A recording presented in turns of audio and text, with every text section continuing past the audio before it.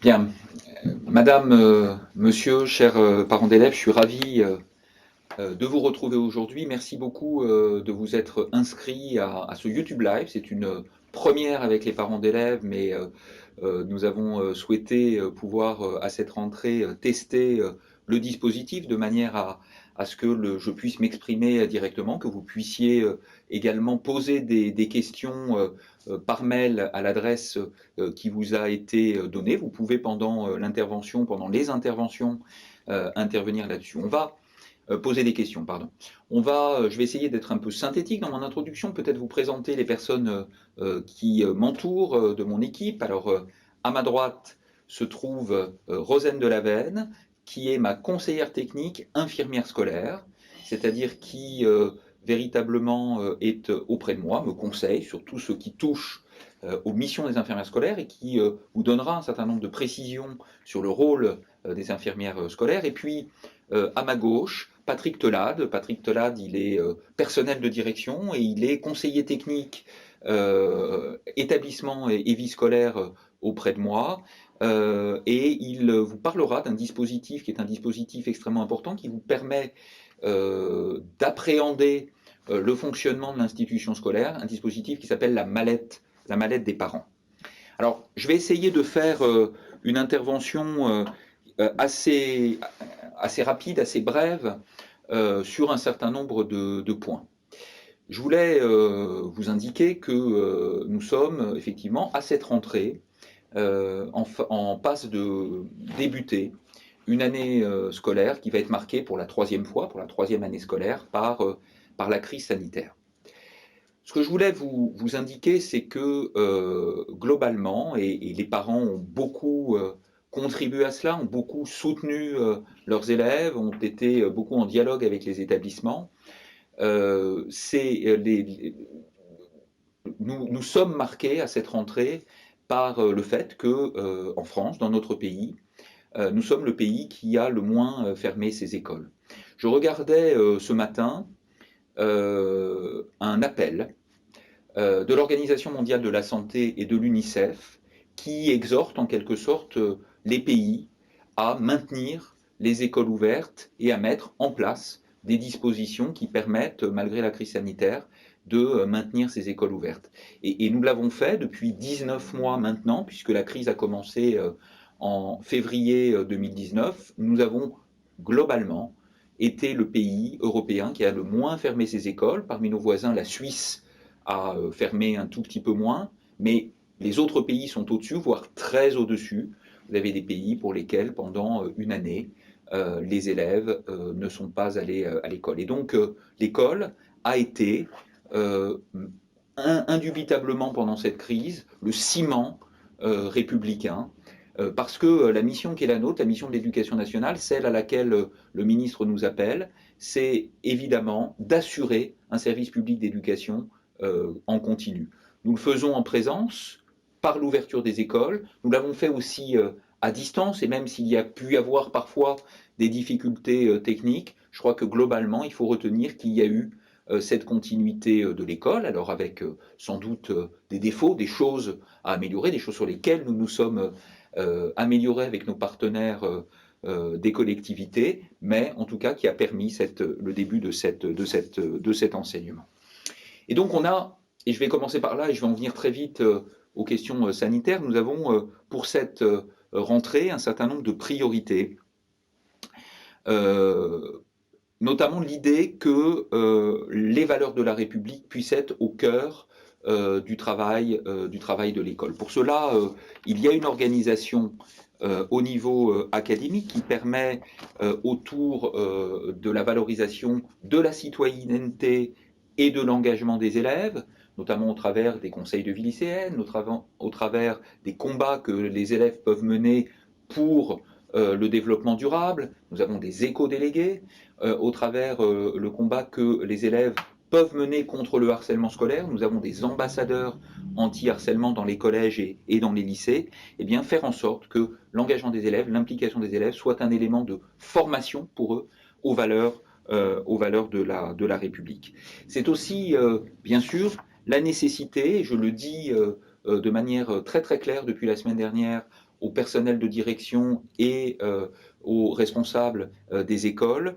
Il faut ensemble que nous luttions contre toutes les formes de violence scolaire, contre toutes les formes de remise en cause des principes de laïcité et également de remise en cause des valeurs de la République. L'assassinat du professeur Samuel Paty l'an dernier a montré que le combat pour les valeurs de la République est un combat de chaque jour. Il va y avoir des formations qui vont être des formations assez lourdes, puisque tous les formateurs, tous les professeurs doivent être formés en 4 ans sur ces questions de laïcité et de valeurs de la République. Ça passe aussi par l'éducation aux médias, ça passe par l'altérité, ça passe par le rapport à l'autre, ça passe par le respect.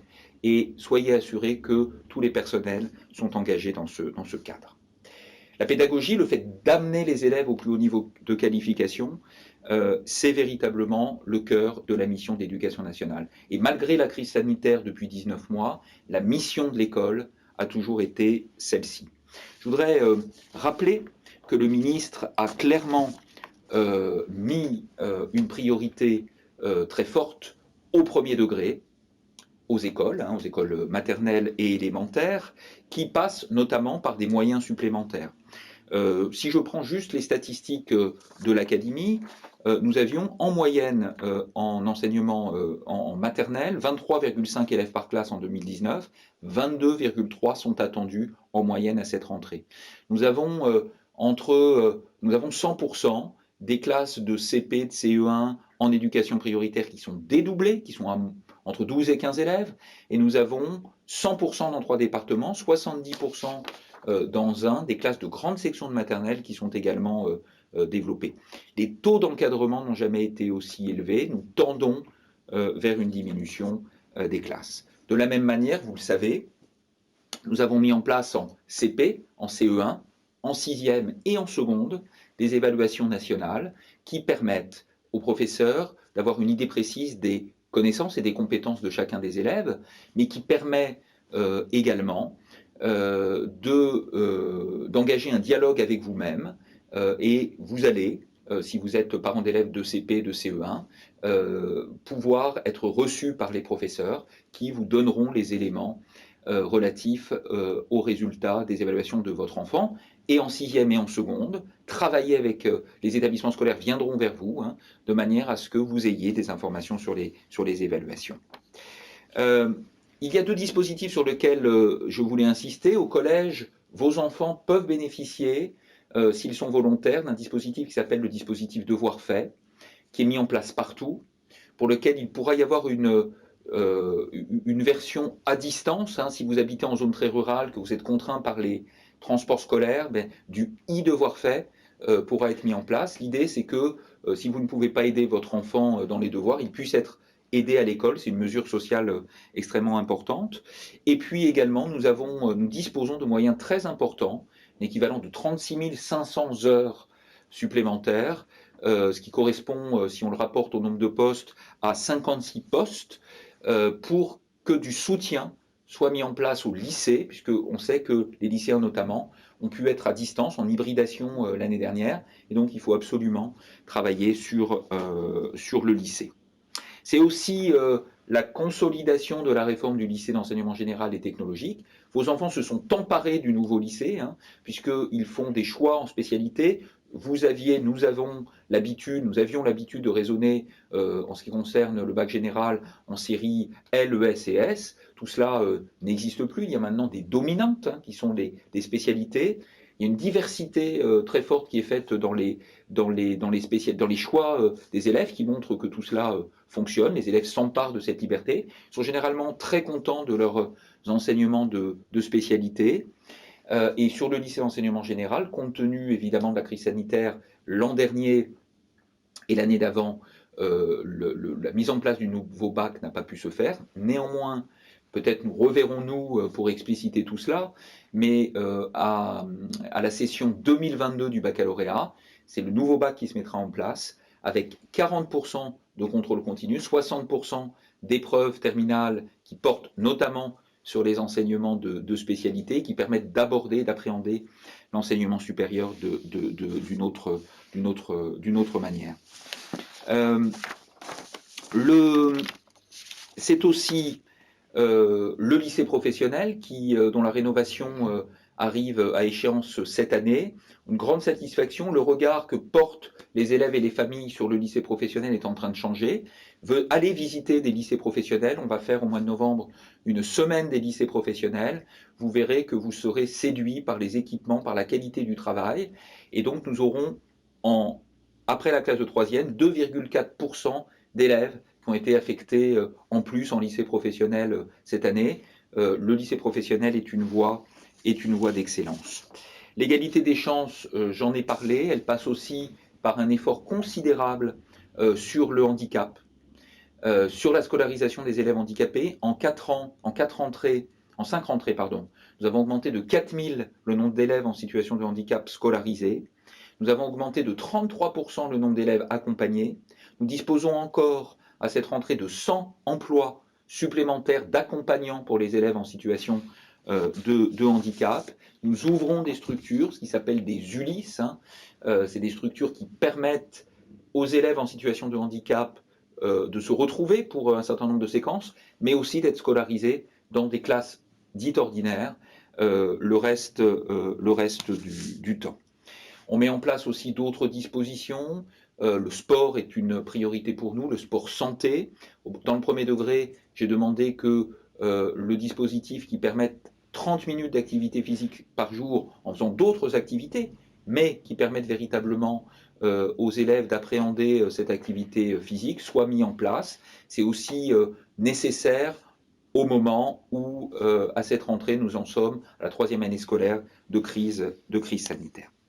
Je voudrais en venir peut-être maintenant, pour terminer mon intervention, aux questions relatives au protocole sanitaire de la rentrée. Vous savez, le ministère a édité un protocole qui comporte 4 niveaux de couleurs, le vert, le jaune, l'orange, le rouge. C'est évidemment 4 degrés qui dépendent de la situation de l'épidémie au moment où nous mettons en place les mesures. Compte tenu de la situation du pays aujourd'hui, le ministère, le gouvernement, puisque tout cela est décidé bien sûr à partir des recommandations des autorités sanitaires, a décidé que le niveau serait le niveau jaune, c'est-à-dire le niveau 2. Qu'est-ce que ça signifie concrètement? Ça signifie tout d'abord le port du masque dès la classe de CP à l'intérieur des écoles, des collèges et des lycées. À l'extérieur, le port du masque dépendra de la décision qui est prise par les préfets locaux sur le port du masque à l'extérieur. Je donne un exemple. J'étais à Verdun ce matin. À Verdun, il y a, sauf erreur de ma part, port du masque obligatoire à l'extérieur, ce qui signifie qu'à l'intérieur, ce qui signifie que dans l'enceinte scolaire, dans les cours de récréation, les élèves des écoles, collèges, lycées devront porter également le masque à l'extérieur. Le niveau 2, c'est aussi la limitation du brassage par niveau, voire plus si on peut le faire, de manière à ce que les élèves puissent, notamment au moment des cantines, au moment de la restauration scolaire, puissent rester entre eux, de manière à s'il y a une situation de contamination, eh bien, que l'on puisse faire un contact tracing, hein, qu'on puisse tracer les jeunes qui ont été en contact rapproché avec l'élève malade, comme on le faisait d'ailleurs précédemment, de manière beaucoup plus précise. C'est aussi évidemment, et ça merci aux collectivités locales, la désinfection des bureaux, la désinfection des chaises, la désinfection de l'ensemble des locaux, c'est l'aération évidemment de ces locaux, et puis c'est pour l'éducation physique et sportive, l'interdiction à l'intérieur des sports de contact, les sports de combat par exemple, je pense au handball également, pour lequel il y a un contact physique, qui permet de limiter la transmission. C'est aussi un protocole de contact tracing qui va être différent entre l'école primaire et le second degré. Pour l'école primaire, les élèves ne seront pas vaccinés. Par conséquent, on va utiliser la règle que l'on utilisait juste avant les vacances, savoir qu'un cas de Covid signifie une fermeture de classe pendant 7 jours. Pour les collèges et les lycées, nous ferons un contact tracing, pardon de cet anglicisme, un contact tracing fin, c'est-à-dire que nous allons identifier les personnes, les jeunes ou les moins jeunes, qui ont été en contact direct pendant une période prolongée d'un élève malade. Un élève vacciné ne sera pas cas contact, n'est pas considéré comme cas contact. D'où l'importance évidemment de la vaccination. Les chiffres sont très bons en termes de vaccination des 12-17 ans. Et nous allons poursuivre à la rentrée les opérations de vaccination. Je vais vous en parler dans un instant. Mais pour revenir sur le contact tracing, vous voyez que dans une classe, par exemple, de 30 élèves en lycée, admettons qu'on ait 10% d'élèves au bout du compte qui ne soient pas vaccinés. Ça signifie qu'on a potentiellement 3 élèves non vaccinés. Admettons qu'un d'entre eux attrape malheureusement le Covid. La probabilité que ce soit les 2 autres élèves non vaccinés qui soient cas contact, et donc isolés pendant 7 jours, à distance pendant 7 jours, est quand même relativement faible. Ce qui veut dire qu'en l'état actuel de l'épidémie, le distanciel au collège ou au lycée arrivera inévitablement, mais sera quand même relativement rare parce que la vaccination est l'élément, bien entendu, qui protège. Nous allons poursuivre la vaccination qui est engagée depuis le début de l'été, depuis le 15 juin, pour les plus de 12 ans, dans les collèges et les lycées à partir de la rentrée.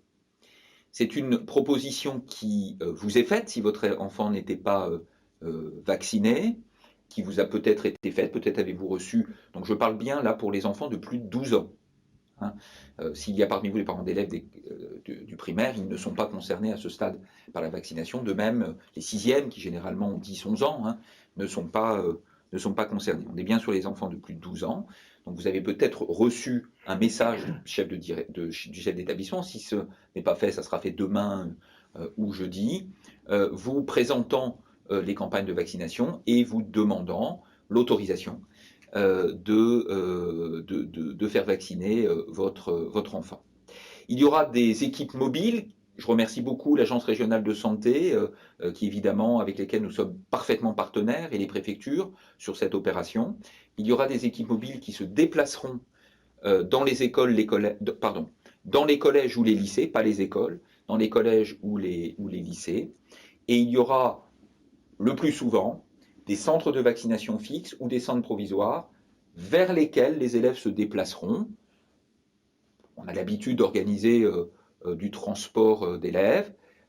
Les élèves se déplaceront, soit en utilisant les transports en commun, mais en tout cas soit en utilisant d'autres modalités, notamment le réseau de transport scolaire, mais en étant de toute façon encadrés et accompagnés par l'établissement vers les centres de vaccination.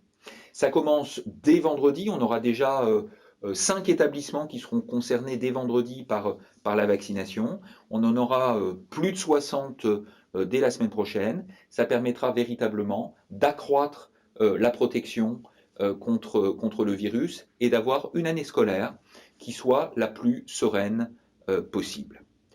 Voilà ce que je voulais vous dire en introduction. J'ai sans doute oublié plein de choses. Il y a déjà des questions qui sont arrivées et vous allez sans doute en poser d'autres. Je vais pour l'instant passer la parole à Rosane Delavenne, qui est l'infirmière conseillère technique, pour qu'elle vous parle du rôle des infirmières scolaires. Voilà, je vous remercie de votre attention. Donc bonjour messieurs, dames. Donc les infirmières de l'éducation nationale sont principalement dévouées à accompagner les élèves dans leur développement d'enfants ou d'adolescents. Comment ça se passe concrètement? Eh bien, il y a des consultations infirmières qui sont mises en œuvre, qui permettent de répondre à leurs questions, afin de toute façon de les rendre responsables de leur santé et développer leur jugement critique. Quand je parle de santé, je parle au sens de la définition de l'Organisation mondiale de la santé, qui parle de santé, de bien-être mental, physique et social. Alors, ces consultations infirmières peuvent être faites bien sûr à la demande des élèves, mais aussi de vous-même, les parents, et notamment quand les enfants rentrent à l'école, notamment à 3 ans, si vous avez des questions sur les parcours de santé de vos enfants, les infirmières sont à votre disposition pour aussi répondre à toutes vos angoisses de nouveaux parents d'élèves. Elle contribue bien sûr aussi à la promotion de la santé avec cette crise sanitaire que nous subissons depuis déjà quelques années. Elles ont beaucoup œuvré pour la promotion de la santé et notamment des gestes barrières auprès des enfants et des adultes. Et elles vont continuer à le faire. On peut dire quand même que l'an dernier, nous avons remarqué que les épidémies de gastro-entérite, de grippe, n'ont pas été au même taux qu'habituellement, notamment parce que les gestes barrières ont bien été effectués et nous allons donc continuer à encourager l'effectuation de ces gestes barrières. Voilà, donc concrètement, il n'y a que 300 infirmières dans l'académie, mais vous devez trouver, si vous avez des questions, les parents d'élèves ou des inquiétudes vis-à-vis de la santé de votre enfant, vous avez normalement une infirmière et quelquefois un médecin. Et nous travaillons bien sûr en équipe avec les équipes éducatives. Il y a aussi quelquefois des consultations infirmières à la demande des équipes éducatives pour que votre enfant soit le mieux possible à l'école. Donc nous restons bien sûr à votre disposition. Merci beaucoup, Madame Delavenne. Je voulais, devant vous, parents d'élèves, remercier les infirmières de l'Éducation nationale pour leur investissement général, mais aussi depuis le début de la crise. Elles se sont beaucoup mobilisées. Rosane Delavenne a dit qu'il y avait à la fois des questions de santé physique, mais aussi psychologique. On sait qu'on a parfois des enfants, des adolescents qui ont pu souffrir de cette crise sanitaire. Il ne faut pas qu'ils hésitent, ces jeunes, à aller voir les infirmiers scolaires, les infirmiers et infirmières scolaires, qui les dirigeront d'ailleurs vers des personnes qui peuvent, le cas échéant, les aider. Voilà. Merci beaucoup. Je voudrais maintenant passer la parole à Patrick Delade pour vous porter à votre connaissance un dispositif qui est un dispositif très intéressant qui vous permet aussi de vous retrouver dans le monde complexe de l'éducation nationale, c'est-à-dire la mallette des parents.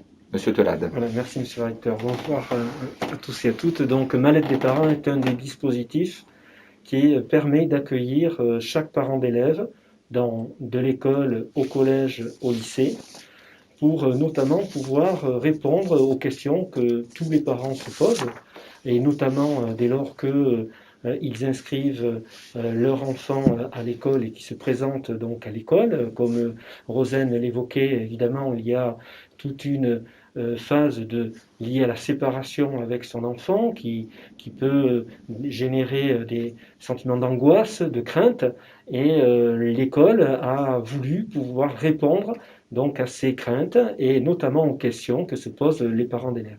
Et c'est en cela que ce dispositif a été mis en place il y a une quinzaine d'années donc pour nous dans l'académie, qui a un certain succès, notamment au niveau des écoles et des collèges, qui font que des parents d'élèves peuvent se retrouver déjà entre parents d'élèves dans des groupes relativement restreints pour échanger avec les professionnels et les personnels de l'établissement scolaire. Alors, l'idée de rencontrer les parents d'élèves dans l'établissement scolaire en dehors des réunions traditionnelles de rentrée qui se passent traditionnellement, c'est de pouvoir se rapprocher des parents d'élèves et répondre précisément à leurs interrogations. Alors, pour donner quelques exemples, sans rentrer trop dans les détails, mais des thématiques qui sont abordées, c'est évidemment, par exemple, présenter comment se déroule une journée de classe pour l'enfant dans l'école, mais aussi de présenter les personnels de l'établissement, de telle façon que chaque personne, alors c'est aussi utile pour l'établissement que pour les parents, de pouvoir mettre un visage sur un nom. Par exemple, d'identifier les fonctions et les missions de chacun. Par exemple, le professeur principal, le référent dans un domaine, le professeur de MC, l'infirmière scolaire, mais aussi l'assistante sociale. Tous ces personnels qui travaillent dans l'établissement, c'est intéressant que chaque parent d'élève puisse comprendre quels sont leurs travails et de quelle manière ils vont avoir mené des activités avec leurs enfants. Mais il y a aussi des thématiques qui intéressent directement les parents, qui sont liées à des faits, à l'actualité, par exemple la lutte contre la violence, l'utilisation du numérique, le harcèlement. Qu'est-ce que met en place l'établissement, notamment pour prévenir toutes les situations dans lesquelles son enfant va pouvoir à un moment donné ou pas se retrouver.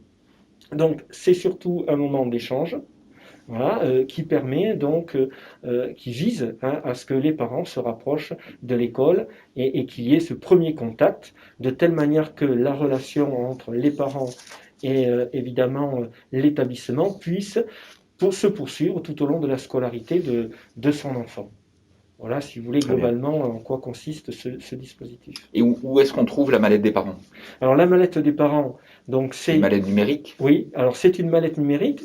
Alors, il y a un certain nombre d'ailleurs d'outils qui sont développés pour les parents, notamment, alors par exemple, en effet, parce qu'on ne pouvait pas se déplacer au sein de l'école pendant ces 2 années scolaires précédentes, vous trouvez, donc vous, parents d'élèves, donc déjà ces questions et quelques réponses donc à ces questions sur le site donc du ministère de l'Éducation nationale.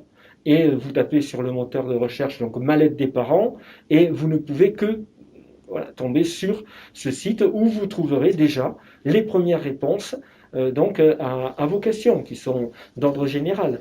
Ensuite, vous allez pouvoir vous renseigner directement auprès de l'établissement pour savoir en effet dans quelle modalité se déroule donc cette action dans votre école ou dans votre établissement scolaire. Merci beaucoup, merci monsieur Tolade, et vous pouvez aussi aller sur le site Eduscol, voilà, Oui. qui est, vous tapez Eduscol mallette des parents, et vous allez trouver, c'est le site ministériel qui vous permet d'avoir accès aux fiches. Merci beaucoup.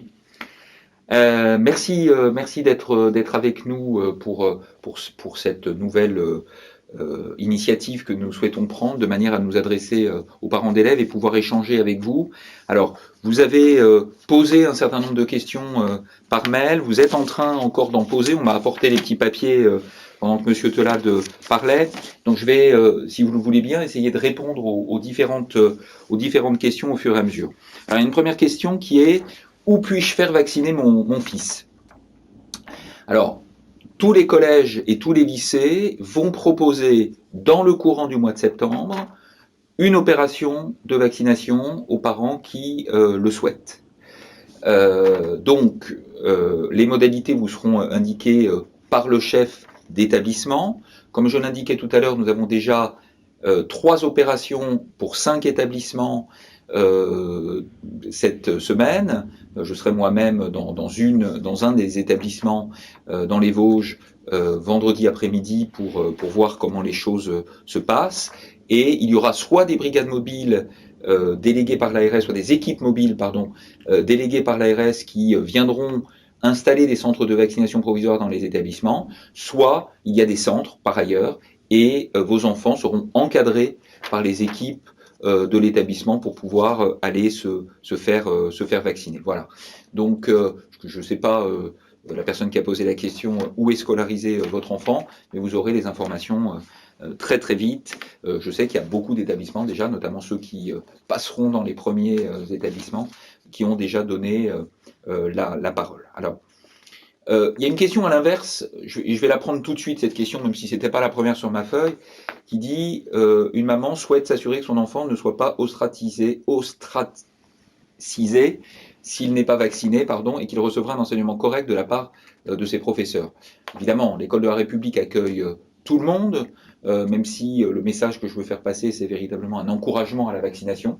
Je le dis très sincèrement. Nous avons un recul. Je ne suis pas professionnel de santé, mais je regarde, je lis tout ce qui se fait, et vous savez très bien que dans les nouveaux cas, il y a très peu de personnes non vaccinées.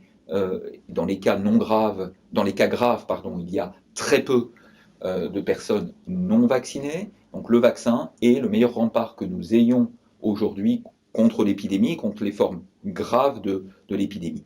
Néanmoins, le statut vaccinal d'un élève ou d'un personnel ne peut pas être interrogé, c'est-à-dire qu'on ne va pas demander quel est le statut vaccinal aux élèves. Vous allez recevoir un papier, vous y répondez favorablement ou pas. Si votre enfant est vacciné, il est vacciné.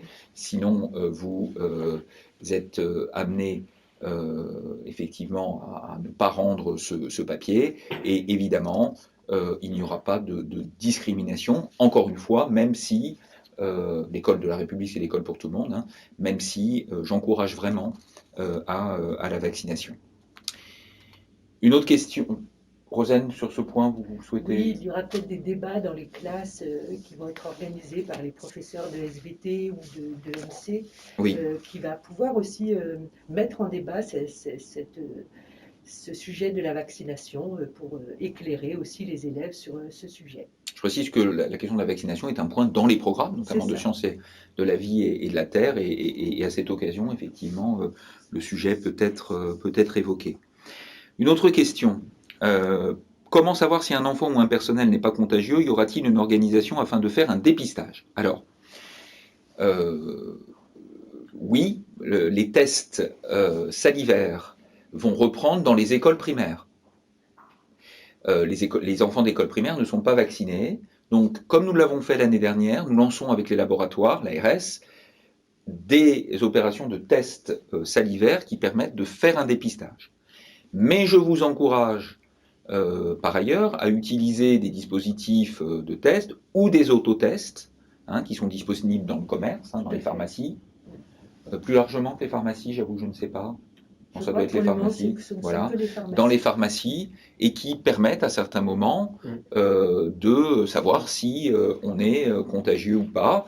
Je crois que ça fait partie aussi de la responsabilité collective. L'école accompagne, mais l'école accompagne quand les enfants sont scolarisés, mais un enfant, il n'est pas qu'élève. Hein.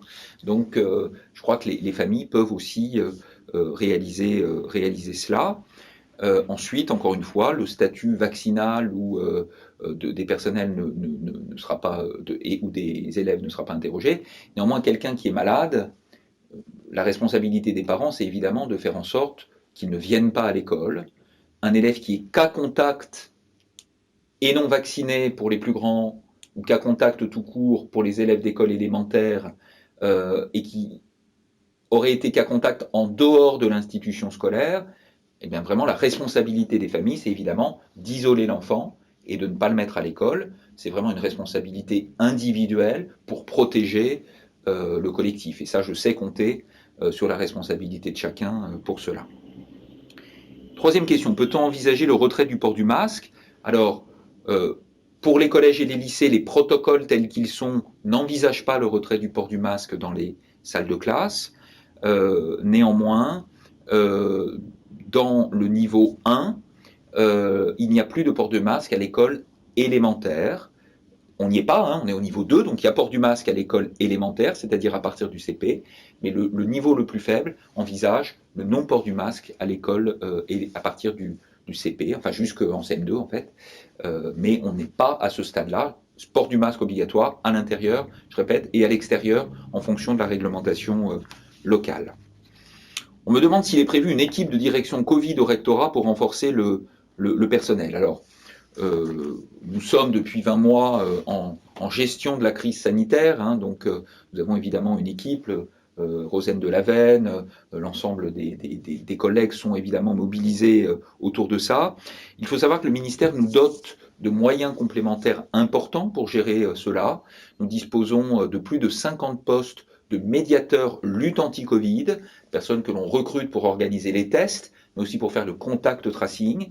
Nous disposons aussi de surveillants, d'AED, d'assistants d'éducation, qu'on appelle les surveillants de manière un peu habituelle, en tout cas pour les plus anciens dont je fais partie, avec un nombre de postes important, 64 postes supplémentaires de surveillants pour accompagner justement les opérations de vaccination. Donc oui, nous disposons de cela, et chaque inspection d'académie, hein, dans chaque département, dispose d'infirmiers, dispose de médecins conseillers techniques qui constituent véritablement ces équipes et qui procèdent en lien avec les équipes de l'Agence régionale de santé à tout le tracing que j'évoquais. On me demande ensuite si le protocole sanitaire est suffisant à la cantine. Alors, nous avons un protocole sanitaire qui est validé par les autorités sanitaires. Vous savez, l'an dernier, enfin ça fait 20 mois, moins 9 semaines, pendant lesquelles les écoles ont été ouvertes, et s'il y avait des foyers de contamination spécifiques dans les écoles, on aurait eu par rapport aux courbes une explosion du nombre de cas chez les plus jeunes. Or, nous n'avons pas eu cette explosion. Ce qui prouve bien que les mesures sanitaires sont adaptées à un moment donné à l'état de l'épidémie. Elles sont basées sur les recommandations des autorités sanitaires. Alors, je lis comme vous les débats entre médecins qu'il peut y avoir, mais nous faisons référence aux autorités sanitaires, et je crois depuis 20 mois qu'on ne s'est pas trompé, puisque, encore une fois, le nombre de cas a été extrêmement limité. Toutes les semaines, nous publions, nous distribuons publiquement le nombre de cas Covid, il est toujours extrêmement faible sur l'ensemble des élèves. Il se compte en 0,x% en moyenne du nombre d'élèves, et chez les personnels aussi. Donc on est véritablement dans des protocoles depuis 20 mois qui sont adaptés à la situation sanitaire. Quand il l'a fallu, on a resserré le protocole. C'est comme ça, par exemple, que pendant un temps, il n'y a pas eu de cours d'éducation physique et sportive à l'intérieur, mais à l'extérieur. Mais nous adaptons toujours le protocole à la situation du moment. Je continue. Il y a donc la question d'un parent de 6e, donc il a moins de 12 ans, non éligible à la vaccination, puisque c'est à partir de 12 ans, et on me demande de préciser comment il pourra continuer à suivre les cours s'il est cas contact. S'il est cas contact, il suivra les cours à distance pendant 7 jours, selon un protocole de continuité pédagogique qui est établi dans son collège. Toutes les écoles et tous les établissements sont organisés pour assurer cette continuité pédagogique. Alors c'est pas comme s'il était en classe, évidemment, mais on dispose aujourd'hui d'outils, notamment numériques, qui permettent aussi parfois de suivre les cours en direct, avec le dispositif Ma classe à la maison, sous une forme hybride. Donc il pourra suivre, en tout cas il sera accompagné par les équipes.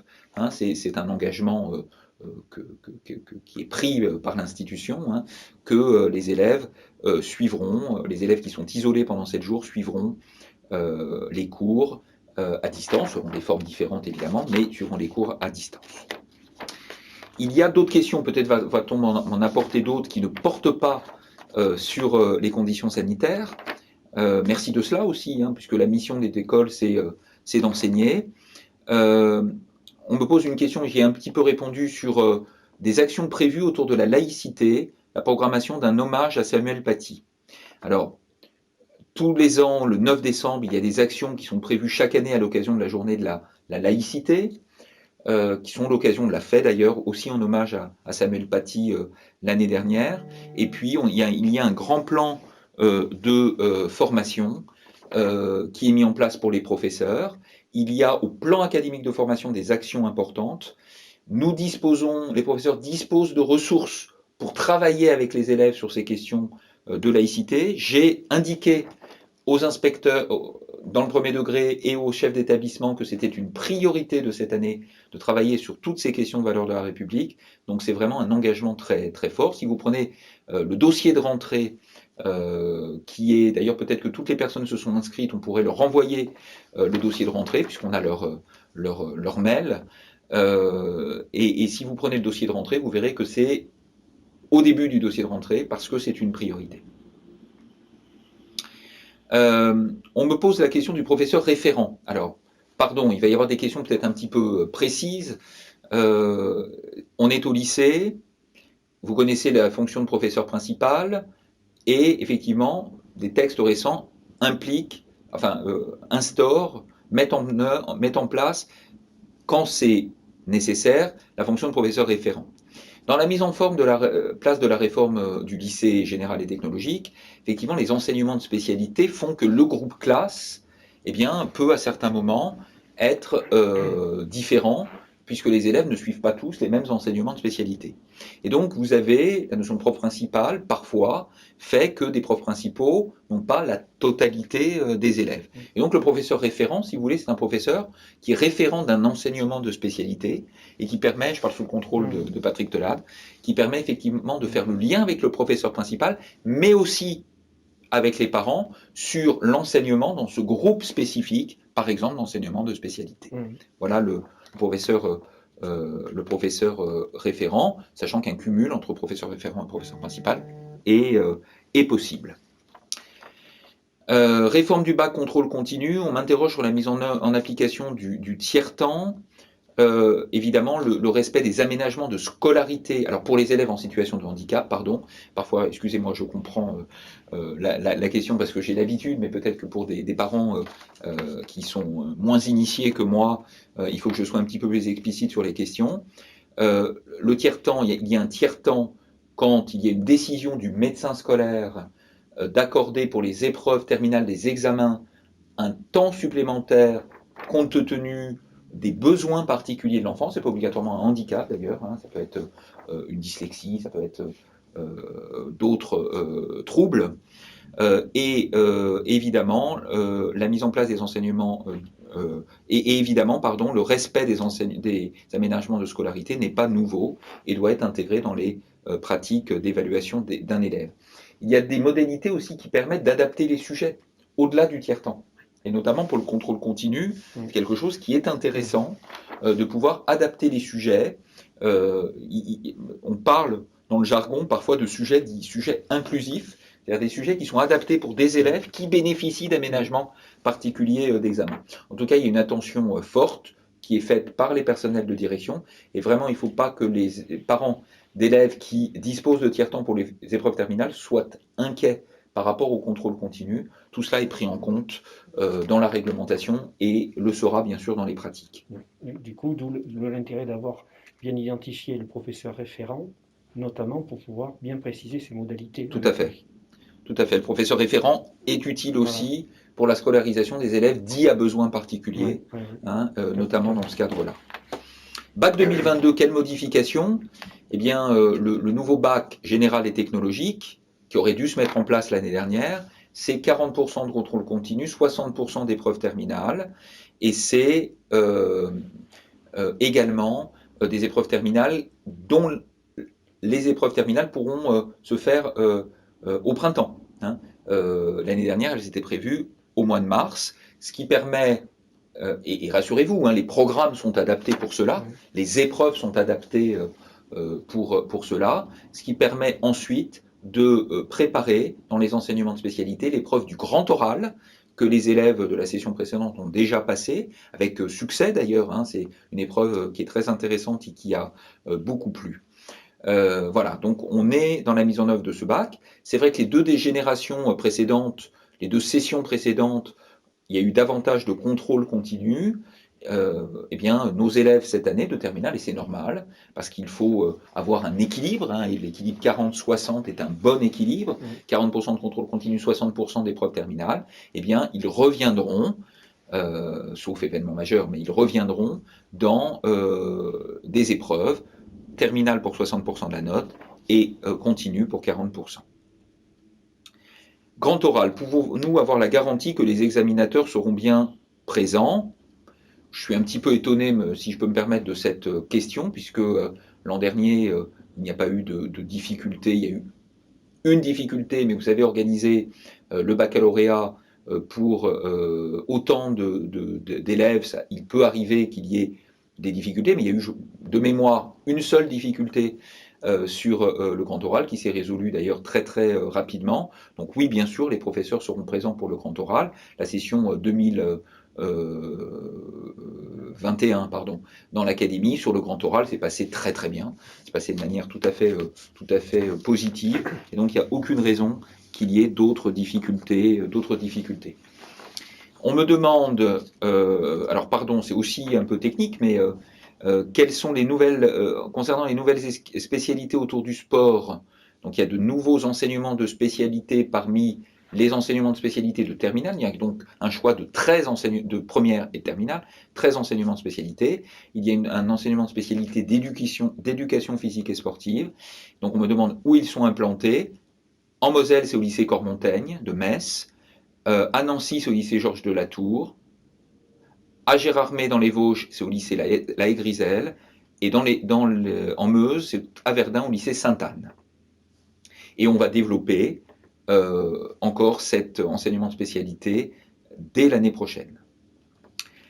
Une question sur l'école inclusive, merci. Alors j'ai déjà un peu répondu sur les aménagements d'examen, mais on me demande si les élèves d'ULIS, vous savez, qui sont dans ces dispositifs d'unités spécialisées pour des élèves à besoins particuliers, les élèves en situation de handicap, et qui permet à partir de cette ULIS d'être intégrés en milieu ordinaire.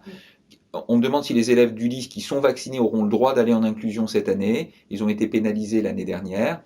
Alors, j'ai envie de dire qu'ils soient vaccinés ou pas. Il n'y aura pas, en l'état actuel du protocole, on ne regarde pas le statut vaccinal. Et évidemment, l'intégration est une priorité en respectant tous les gestes qu'il faut et le respect. Mais en l'état du protocole, il n'y a pas de difficulté pour l'intégration en milieu ordinaire de ces élèves. Une question sur l'engagement des lycéens et notamment sur les éco-délégués. On me demande s'il y a un budget de fonctionnement pour l'établissement. Les établissements ont un budget pédagogique, ont des fonds pédagogiques, disposent de budget, et les actions en faveur du développement durable sont ces actions. Après, il peut y avoir des apports spécifiques des collectivités locales pour financer certains projets, tantôt un poulailler, tantôt des ruches, tantôt, etc.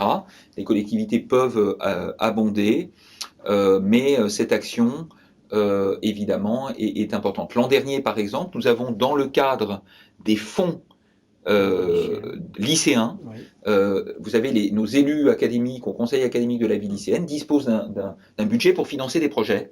Et nous avons prioritairement décidé de financer des projets sur des projets relatifs au développement durable dans les écoles, les collèges et les lycées.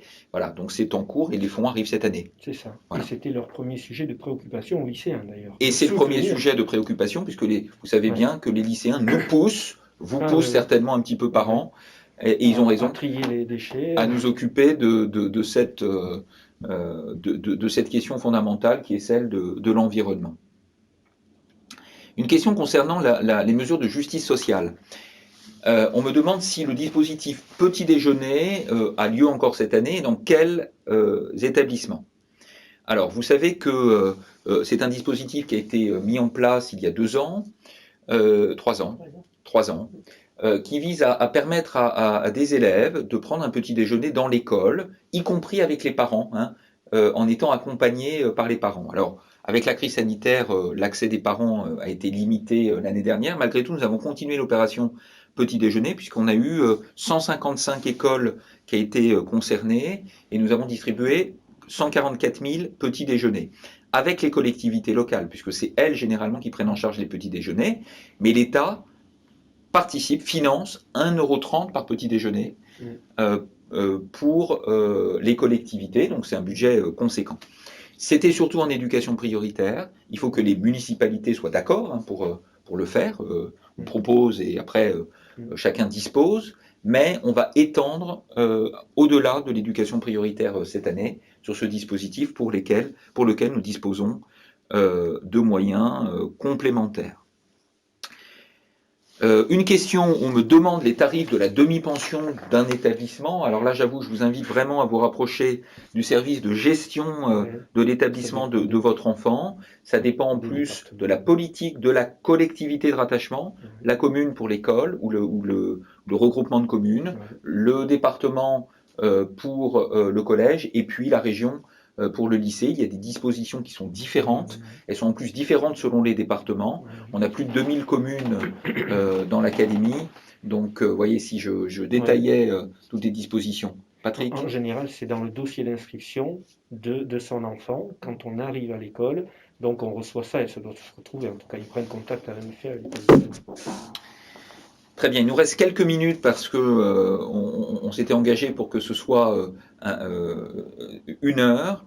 On me demande si il y a une inscription possible de l'enfant à l'internat en cours d'année. Le changement de régime, pardon pour le terme, est généralement possible. Oui. Ça dépend des places Oui. à l'internat. Généralement, les internats ne sont pas totalement pleins hein, dans l'académie. Il peut arriver que certains internats de centre-ville Oui. soient pleins, Oui. mais rapprochez-vous du chef d'établissement. Et vous savez qu'on a une politique en plus d'internat dit d'excellence, hein, avec Oui. une labellisation particulière pour certains internats. On aura 10 internats dits d'excellence dans l'académie. On fait cela évidemment avec le conseil régional notamment, mais avec certains des conseils départementaux également. On me demande s'il peut y avoir communication de la composition des classes avant la rentrée pour éviter les attroupements le jour de la rentrée. Bon, les politiques d'établissement sont différentes hein, sur la composition des classes.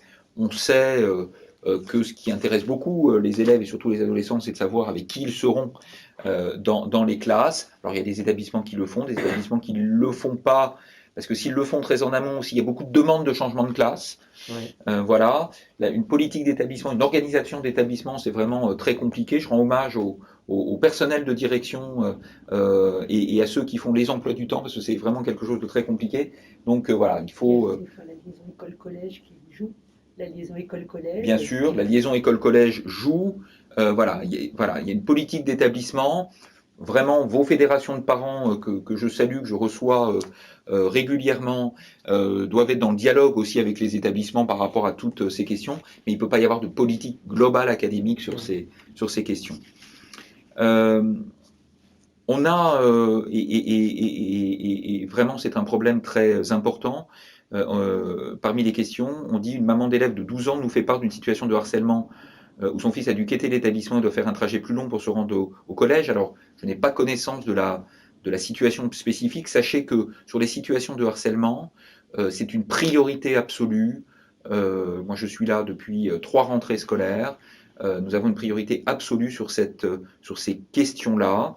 Je dis à cette maman véritablement que nous allons regarder, hein, puisque vous avez écrit nommément. On va regarder précisément la situation. Je vais me rapprocher de mes services. Sachez que nous avons une politique de prévention qui est très forte.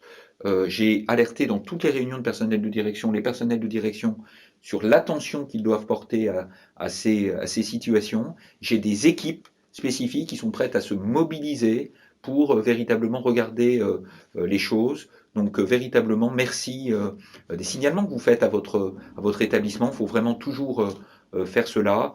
Et je m'engage au niveau académique à ce que nous réagissions. Parfois, c'est des situations extrêmement complexes. C'est des situations complexes et très différentes. Nous avons un programme nouveau, un programme phare de formation et de il s'appelle phare. De mise en place d'un nouveau programme sur les situations de harcèlement cette année. Ça va être le cas dans tous les établissements et j'ai 2 personnes qui s'occupent de cela autour de moi et dont mon assistante sociale conseillère technique et il y a la possibilité de mobiliser des personnes très très rapidement pour répondre à ces situations-là. Donc je promets à cette maman de regarder les choses très précisément. Alors, on me dit, il semblerait que les pratiques relatives aux jauges de présence n'aient pas été les mêmes d'un établissement à l'autre. Allez-vous uniformiser les pratiques? Alors, il faudrait aussi contextualiser. Il faut savoir que l'an dernier, il y a eu de l'hybridation dans 70% des lycées généraux et technologiques et dans 4 LP, je crois, de mémoire, sur l'ensemble des lycées professionnels. Et 0 en collège. Pourquoi?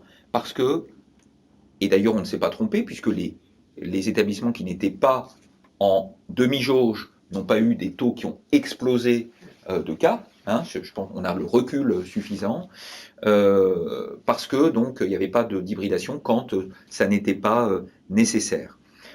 L'établissement juge de la meilleure modalité possible et de la meilleure modalité adaptée, compte tenu des salles de classe, compte tenu des internats, compte tenu de la disposition à la cantine. Généralement, sur la cantine scolaire, la restauration scolaire, pardon, on ne dit plus cantine, sur la restauration scolaire, les plages horaires ont été augmentées. Peut-être que votre enfant déjeunaient un petit peu plus tôt que en temps normal, peut-être qu'ils déjeunaient un petit peu plus tard, mais c'était justement pour permettre d'éviter le plus possible le contact et les brassages dans l'établissement.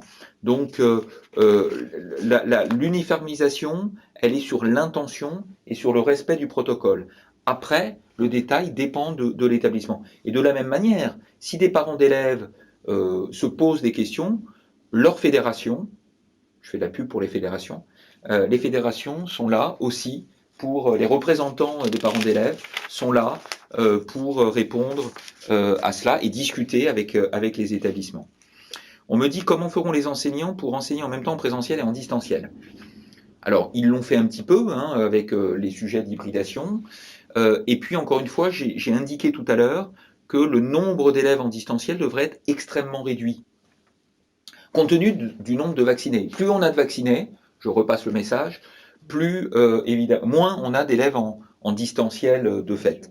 Donc, ils le feront, ils ont l'habitude, on dispose, chaque professeur a reçu un code pour être sur ma classe à la maison du CNED, qui permet d'ailleurs de ne plus passer, pardon, je vais m'adresser peut-être aux plus initiés d'entre vous, mais qui permet de ne plus passer par l'environnement numérique de travail et de ne pas engorger l'environnement numérique de travail pour aller sur la classe virtuelle, qui pourrait être mise en place dans la classe également. Voilà, donc c'est vraiment un sujet pour lequel les établissements ont établi un protocole, un protocole de continuité pédagogique. On me dit ensuite, le brassage sera-t-il interdit dans les écoles primaires? Dans ce cas, le périscolaire et les cours de langue étrangère pourront-ils continuer à être mis en place? Alors, nous sommes actuellement au niveau 2 du protocole. Il prévoit une limitation minimale du brassage par niveau. Donc, généralement, les cours de langue sont... Et d'ailleurs, ces protocoles s'appliquent aussi au périscolaire. Donc, en règle générale, les écoles et les établissements qui ont eu des conditions plus contraignantes l'année dernière en termes de brassage sont habitués à cela. Et donc, je n'ai pas d'inquiétude sur la mise en place. Les cours de langue, me semble-t-il, ont été poursuivis dans la plupart des cas. Il y a peut-être des cas où, pour des raisons X ou Y, il y a eu, en tout cas, il y a eu des absences, par exemple, peut-être de professeurs, je ne sais pas. Mais en tout cas, il y a un travail qui est fait dans les écoles pour assurer le plus possible les enseignements. Il est 19h01, notre YouTube Live, on est obligé de l'arrêter et puis vous rendre également à vos familles. Je vous remercie beaucoup d'avoir assisté, de vous être inscrits. On me dit que sur le petit papier qui est là, que les questions qui n'ont pas été traitées durant le live seront par retour de mail dans les jours qui viennent. Donc je m'engage là-dessus, mais vous saurez nous dire si on ne vous répond pas, on ne répond pas à votre question. Donc ça sera fait par écrit. Merci beaucoup d'avoir participé. Merci à Rosane Delavenne. Encore merci à tous les infirmiers, tous les personnels de santé scolaire, les personnels sociaux également qui se mobilisent dans les établissements. Merci Monsieur Tolade. Merci à tous les personnels de direction également qui se mobilisent. Je vais vous souhaiter une très très bonne rentrée scolaire pour vous et vos enfants. Les professeurs, c'est demain. Donc je leur souhaite aussi, et puis je suis sûr qu'il y a parmi vous des parents d'élèves professeurs, donc aussi une très bonne rentrée scolaire. Je serais très heureux de renouveler l'expérience de ce YouTube Live sur des thématiques. On peut faire un YouTube Live sur le bac, on peut faire des YouTube Live sur différents dispositifs. En fonction des besoins, faites-nous des propositions sur cette adresse mail. Et puis voilà, vous voulez ajouter quelque chose? Non, voilà. Très bien, je vous souhaite à toutes et tous une bonne soirée. Merci beaucoup d'être restés avec nous. Je voudrais remercier Canopé, qui est notre partenaire fidèle sur toutes ces opérations. Merci beaucoup à Canopé, à la direction et puis aux techniciens de Canopé. J'avais oublié de le faire au début, c'est réparé à la fin. Merci.